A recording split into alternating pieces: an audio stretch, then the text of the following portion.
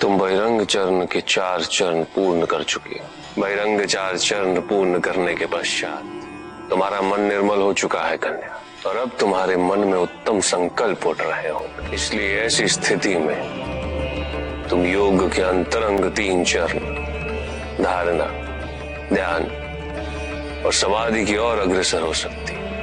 त्रयम एकत्र संयम, धारणा, ध्यान और समाधि, इन तीनों को मिलाकर संयम की अवस्था बनती है, और इन तीनों के द्वारा ही चित्त को वश में किया जा सकता है। जब तुम धारणा और ध्यान की ओर प्रस्थान करोगे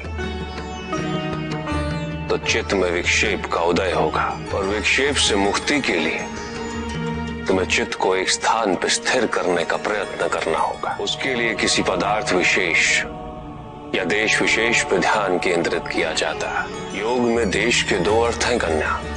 देश आपके शरीर के भीतर भी अवस्थित होता है।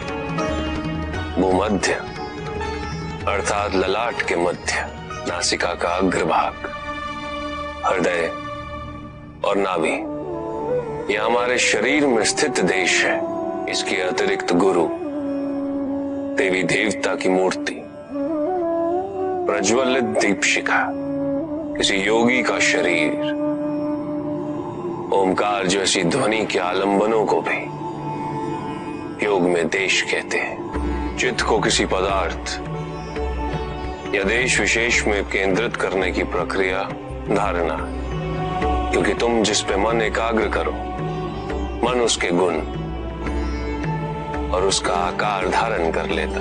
चित्त यदि अशांत हो, अशुद्ध हो, तो इस प्रक्रिया से उसमें शांति और शुद्धता का भाव स्थापित हो जाता है। यही एक सर्वोत्तम मार्ग है कन्या, चित्त शुद्धि का। पदार्थ विशेष या देश विशेष का चिंतन करते हो चित्त तद्रुप हो जाए तो वो ध्यान है। पूर्ण ध्यान की अवस्था में तुम्हें केवल पदार्थ या देश विशेष का बोध रहेगा, और कोई भी विचार, कोई भी चिंता तुम्हारे मन में स्थान नहीं पाएगी। चित्त की अवस्था धारणा से आरंभ होकर ध्यान की अवस्था से आगे बढ़ते हुए